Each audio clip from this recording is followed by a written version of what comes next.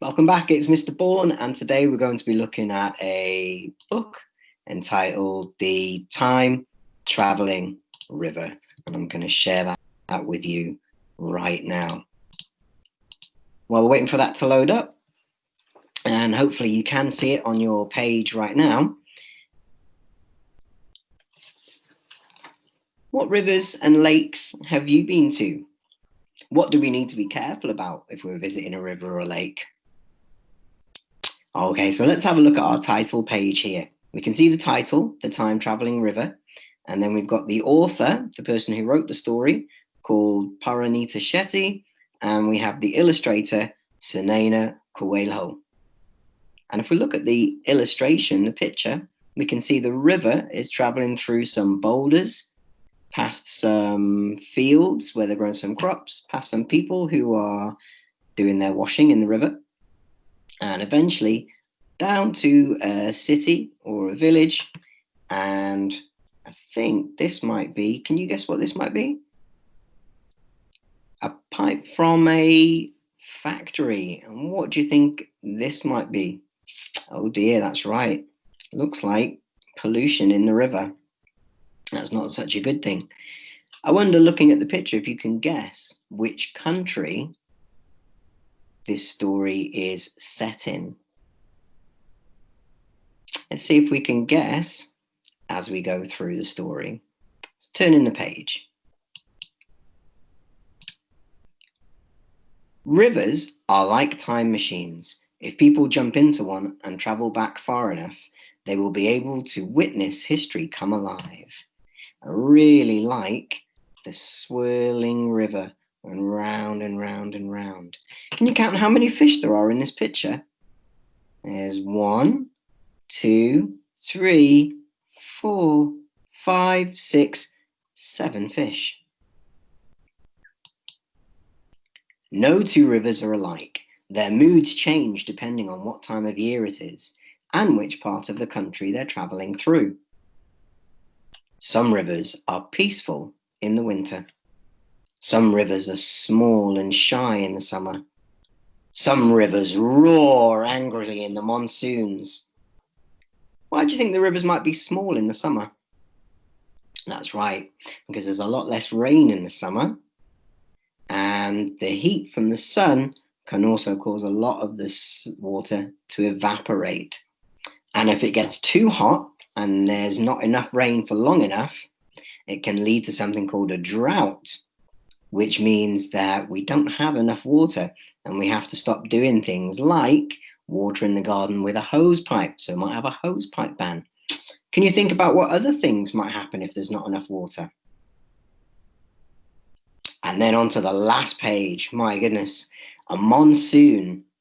In some countries, there's a season called the rainy season in which monsoons, which are huge storms with very, very, very heavy rain, can fall very, very quickly, which can result in, can you guess what would happen if there was lots of rain all of a sudden? That's right, floods. Waterfalls becoming very, very fast and very dangerous, and rivers overflowing. So it can be very, very dangerous. So people need to be very careful. I wonder if this has given you a clue as to which country this story is taking place in. Let's see if we can guess from the next page. A river may be brown, grey, black, blue, green, or several other shades. They change their colour based on what's inside them or what's around them. What have we got around this river? We've got some hills. It looks like they're made of mud. And down here we've got some trees and some grass. And in the river, we've got some pebbles and some stones, and we can see that the colour of the river has changed depending on what's around and what's in. Sometimes they are the colour of the rocks at the bottom of the river. Sometimes they match the colour of the sky. Rivers also change their course. If a river is in one spot in the past, it may be somewhere else in the future. Can you think of why a river might change or how it might change? Many rivers, like the Ganga, are thousands of years old. They have been seeing humankind grow up. People have always loved living and working near rivers. Rivers know how to take care of people. I wonder if you can guess from this picture now which country we're talking about. That's right, it's India. I wonder if the picture of the elephant gave it away. Which river in London do you think has been very important for many, many years to transport goods and for people to make a living? It begins with T. That's right, it's the Thames. And just like the Ganga in India, the Thames was really important for life for people in and around London.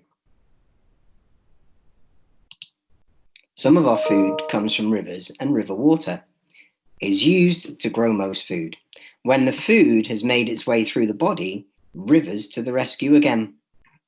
If rivers could speak, they might demand people dump their poop elsewhere. And we can see the people down the river are using the water to grow their food and to wash their clothes. But what's this? The people in the city are using the water for the toilet and for washing. And once it's finished, the water is going into the river. Oh dear, that's not very nice for the people down the river. Have you come across water that's been polluted?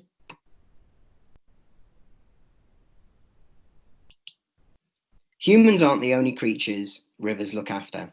Many birds and plants, animals and fishes, insects and flowers rely on rivers. Rivers even support musical talent. Insects sing strange and wonderful songs underwater, which sound like they're from another world. Things can sound very different when we're underwater. I wonder, have you swam under the water in a river or a swimming pool or even the bath? How do things sound when you're under the water? And we have to be very, very careful when we're around the water. What are the reasons we need to be careful when we're near water? India gets its name from a river. Apart from naming the country, the Indus was home to one of the oldest civilizations in the world. The river helped the ancient people build cities, just like the River Thames helped build the city of London. They used the river to travel to lands both near and far, carrying everything they wanted to buy and sell, just like the Thames in London. And even around Manchester and Liverpool, there were waterways created by people called canals. And the canals were used to transport goods and services around the country and to the boats that were at the ports so that they could take things to other countries. I wonder, have you been to a canal? Have you ever seen canal boats? The Indus Valley civilization lived beside the river quite happily until suddenly they didn't. More than 3,000 years ago, the civilization vanished. Some people think they got a bit too greedy and that by overusing the forest and water, they made the river flood. Floods are scary, but sometimes they are useful. When flood waters return to the river, they leave behind rich soil on the banks, perfect for growing crops.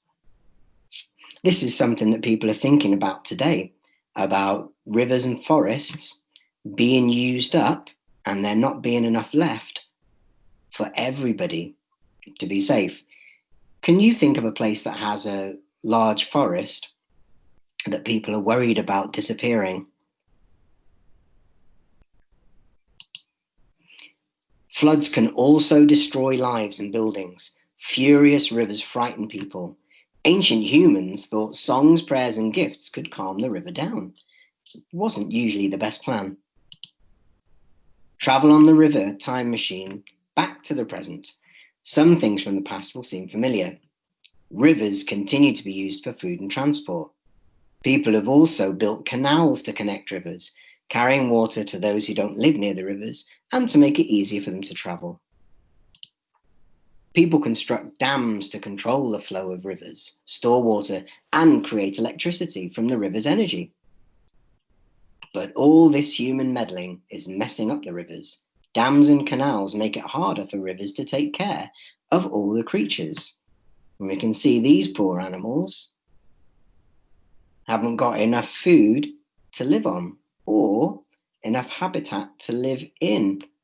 All of their habitat has been cut down and taken away. The ecosystem has been destroyed to make way for the city. Many people don't understand how rivers work, how rivers live and how rivers die. In some areas, rivers have become as dry as deserts. In others, rivers are treated like rubbish bins, sewage pipes, and plastic dumps. I wonder if you've seen any rivers or lakes or streams or dams that have had pollution or plastic or rubbish. If a river time machine takes people on a trip to the future, what would they see? A scene of empty rivers which live only in old stories. They will find states and countries at war over the few rivers which do exist. They will wander into a barren wasteland. Or they will see a world in which humans have learned to live with nature and with each other. A world where fresh water is stored, wastewater is recycled, and both are used responsibly. They will find clean rivers and people who will protect them. The second future isn't possible. Our skills and technology have brought dead rivers back to life before. Rivers have taken care of us for thousands of years. Now some humans are trying to take care of our rivers. Some courts have decided that rivers have the same legal rights humans do. Guilty! If someone damages a river, it will be like harming another person. Imagine the long list of complaints a river will have against people. Oh dear. Children are taking to the streets to demand a better future. In 2015, 11-year-old Stella Bowles campaigned her local government to fix the polluted river. And they did.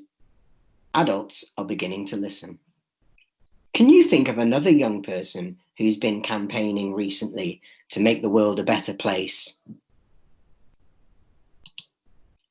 All across the globe, children are telling adults that they need to do a better job of looking after the world they're leaving behind. It's the only one we have, after all. The work of cleaning rivers never ends. There will be more humans, more farms, more factories. Luckily, there is enough water for everyone. We just need to look after it and after each other. And that is the end of our story, The Time-Traveling River. I hope you've enjoyed that book, and I hope it's helped you think a little bit more about the rivers that we have around us and how important it is that we look after the environment. Okay. Thank you very much for listening.